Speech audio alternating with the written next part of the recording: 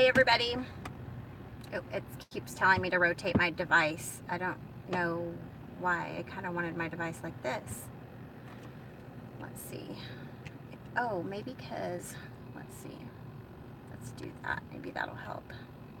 I don't know if you guys can see me on a clear screen or if it has for me like rotate device. So let's see. Okay, I guess it wants me to do this in landscape. So I just came from, I had a reading and some sound therapy done, and it's amazing. I love it.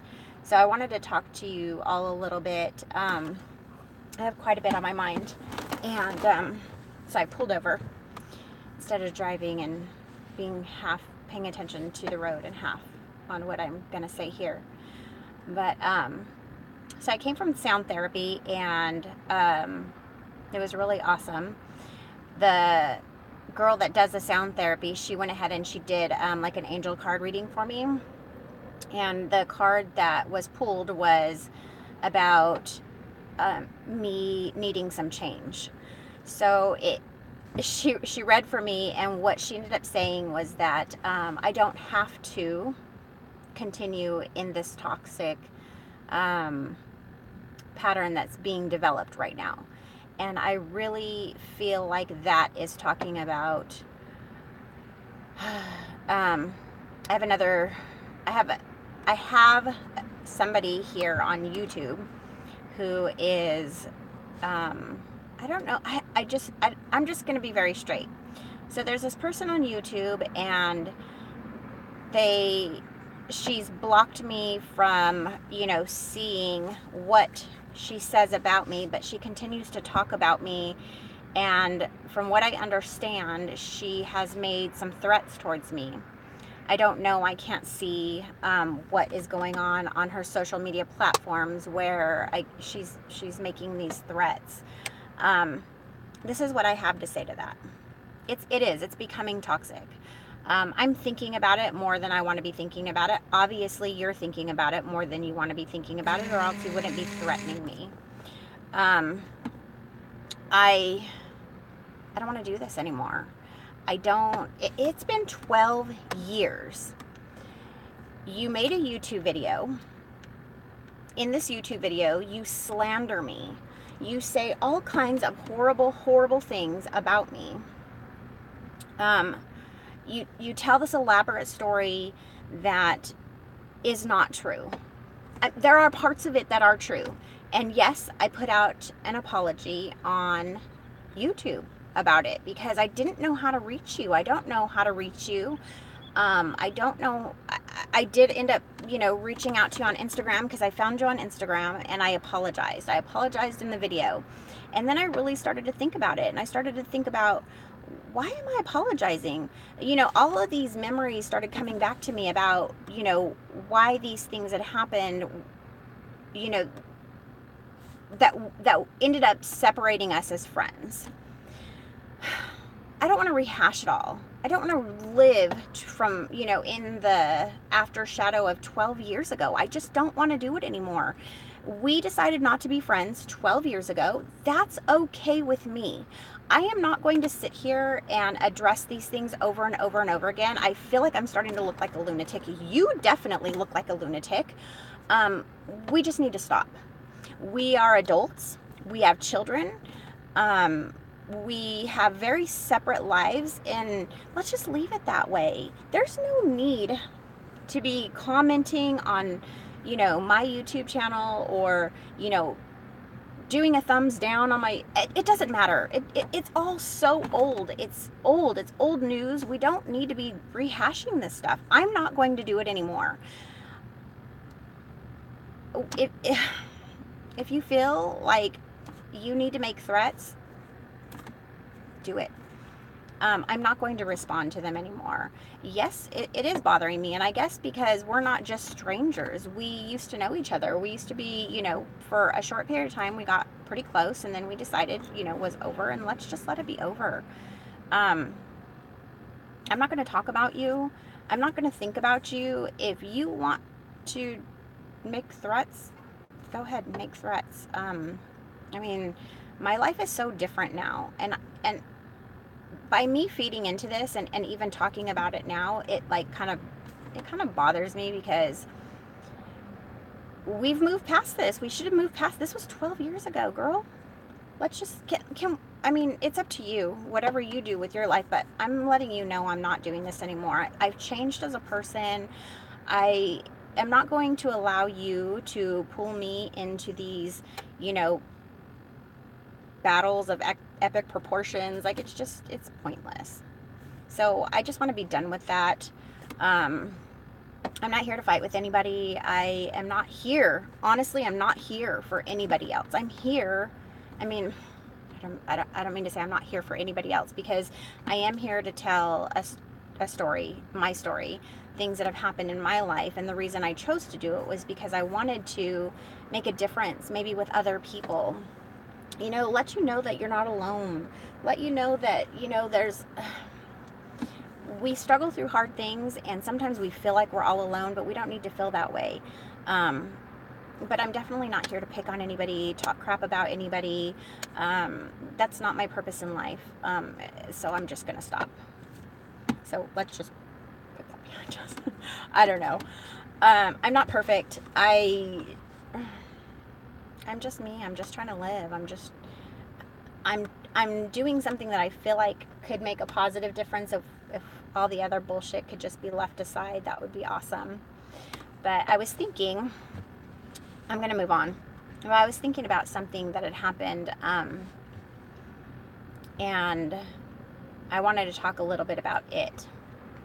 So during the summer of 2016, when Brandon passed away, it was maybe about 4 months before he passed. He was sitting on my couch, and he had come to visit with the boys. And, you know, we're all hanging out talking, and he's playing with the boys. And then I look over, and I saw like a round something in his pocket. And so I just instantly, I like had gone up, and I put my hand on his leg, and I felt that. I felt it was a pipe, you know, that he used to smoke out of. And I was so disappointed. I was like, this was like my first confirmation that he had started using again, you know. And he wasn't just using a little bit, because, you know, he had the pipe in his pocket. Like, I don't know, he was using again. I remember he jumped up, and he was like, "It's not what you think it is. It's not what you think it is." And I'm like, "Well, pull it out of your pocket. Let me see it." But, you know, before he was able to move my hand away, I had like completely felt it. I knew what it was. My point in saying all of this was that we ended up getting into it. You know, I was like, "Get out of my house. I can't believe you'd come in here and have this pipe in your pocket. Like, this is I'm so against this. I don't want this around the children. Like, you should want more for them than this." And the look on his face, I'll never forget. Like, he was just so like, "I can't believe, like, I just got busted with this after I've been clean, and I've been, you know, putting on this show, or this, you know, I've been wearing this new me outfit for a while now, and now she knows." So he ends up leaving, and I'm there at the house. I'm bawling my face off. I just was like in such disbelief that this is what was happening again. And like, all these things are flooding through my mind, and I'm like, what is going on here? What am I going to do? Like, how do I handle this? And always before, I would handle everything with anger. Like, I just felt like if I was angry, like, nobody could hurt me. I couldn't be hurt anymore. You couldn't faze me. If I was mad, you couldn't faze me. And I let it go, you know. Actually, he tried calling me a couple hours later, and I was like, I can't talk to you about this right now. Like, I just need some time to think. I don't know what I'm doing right now. I don't know how I feel about any of this. I just need time. So I had been thinking about it all night long, and I woke up in the morning, and I had called him, and I was like, "Brandon, I cannot spend any more of my time and energy fighting you because of this drug. I cannot. But what I want to do now, what I'd rather do, which is, I feel like would be such a much more effective, use of my energy and time, is to fight with you. Let's fight this drug. Let me fight with you. I don't want to fight you anymore. I want to fight with you.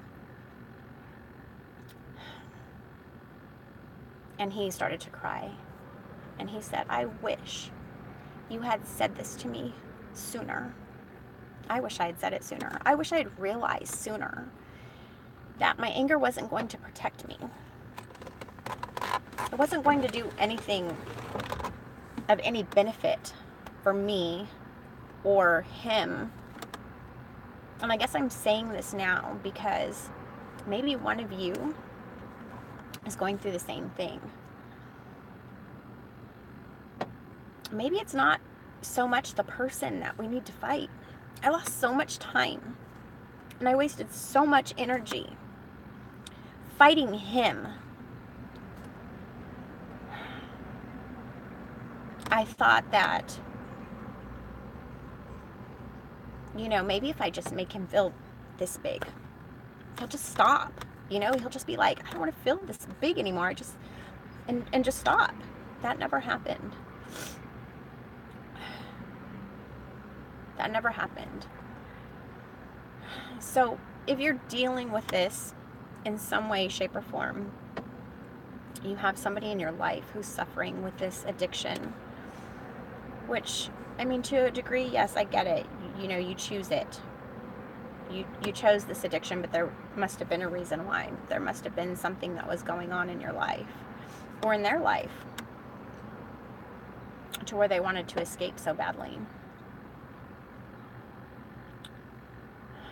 It's not the people that are suffering from the addiction that we should be fighting. It's not them, it's the drug. So maybe instead of being angry at the person, maybe there's other ways we can help. Maybe there's a different way you can help. Because I'll tell you one thing. If it was anger and fighting and being mean, I would have won this battle. Brandon would still be here right now. It doesn't work. It doesn't work. So maybe we just stop and realize that the person that we love is still the person that we love. And they're just very sick. And maybe we seek other ways to help them. But we shouldn't be mean. There are times I understand, there's a lot of different types of addictions out there and a lot of different things that happen with these addictions, and none of them are easy.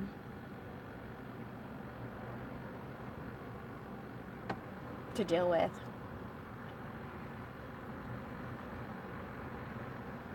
And I don't have the answers. I don't know. But maybe we just treat that human being with the kind of love that we would want to be treated with if we were having the same issue. Because I believe that when you're suffering with something like this, it can't be pleasant. It can't be like you wake up in the morning and you're like, yeah, let's do this day. Give me some dope. Let's do it.